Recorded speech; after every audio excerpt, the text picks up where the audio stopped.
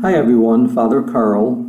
Happy 4th of July weekend. I'm happy this weekend to be able to offer today's reflection on our scriptures, which remind us that being a prophet, living the message of Jesus is not always easy, especially at home. So we're reminded today, prophets don't have an easy job of it, no matter where they are trying to speak the truth to power. But there's no question that the home front is their toughest audience, and that's what Jesus finds out as he returns to Nazareth and he's preaching in the synagogue. You may know this or not, but on the southeast corner of Belden and Sheffield, in front of the Student Center of DePaul University here in Chicago, there stands a statue more than 9 feet tall, and it's of one such prophet who was a member of the Archdiocese of Chicago, Monsignor Jack Egan. And his hands reach out and they are cupped as though they are sharing something very precious. The statue is ironically sometimes referred to as the statue of the man with the big hands because they are disproportionately oversized.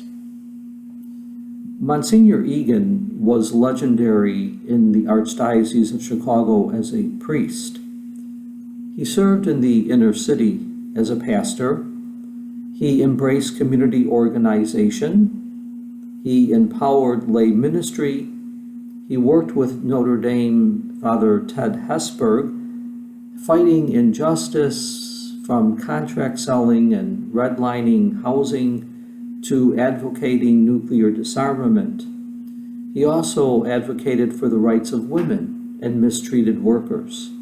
And much of this he did well before the encouragement of Vatican II. From his deathbed in 2001, he was still protesting predatory loan stores that were invading the inner city's poorest neighborhoods. He was proudly and emotionally Irish American, and he never lost his blue-collar roots, even though he had taken on the white collar of the priesthood. We know of Jack Egan, those who knew him, they would say he wore his heart on his sleeves. He both loved his church and his country fiercely, and that's what compelled him to reach out his hands to anyone, especially those who were being treated so unjustly. He would say that the gospel message always compelled him, whether he was marching side by side with Dr. King in Selma or celebrating the funeral of a street person with no family. Some in power in the city of Chicago and in the church were threatened by him. Many who worked for him and were empowered by him loved him. Monsignor Jack Egan is a legend in our archdiocese, and he was both a patriot and a prophet with big hands, whose life is one among many that we can remember and celebrate this Independence Day weekend. He is an example of a true prophet, and the story of Jack Egan reminds us today that loving as Jesus loved, standing for the things that he stood for, comes with a cost. It's the cost of our whole selves, and sometimes we may get hurt. And we see that cost and how we may get hurt in the readings today. In the first reading, Ezekiel answers God's call as a prophet and says some very tough things that needed to be said. Consequently, he receives the anger of many. It's a reminder that sometimes people may not like what we have to say. Jesus in the gospel is preaching in his hometown to the people who knew him. And we hear that they're astonished by his wisdom and his mighty deeds, and still they take offense at him. His message falls on deaf ears.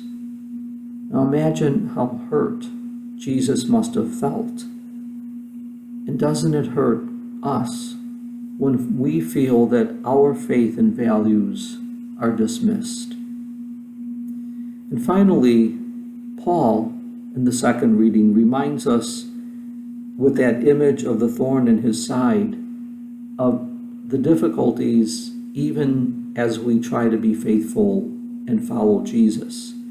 We don't know if that thorn was physical, spiritual, or some failing or sin. But his words remind us, because we give ourselves to the Lord, trying to live faithfully, trying to speak up for what is just and right, it doesn't mean that our problems go away. Life still goes on, and it will unfold in ways that often we can't understand. And so, friends, the life of Monsignor Jack Egan that I shared with you, these scriptures today, they all tie together in this powerful way to remind us not to be afraid when we leave this holy place, to go and to do the right thing, the God-like thing in the world around us. We may get hurt at times, and yes, even suffer because of what we believe or what we say or the justice that we try to bring. But the readings remind us it's all worth it if others see true faith in us on display. And so I ask you, when you leave here today, especially on this 4th of July weekend, when we leave here, can you recommit to being a person striving to show compassion and forgiveness, generosity, justice, and love, no matter the cost, true faith in you on display? Have a blessed weekend, everyone. A happy and safe 4th of July.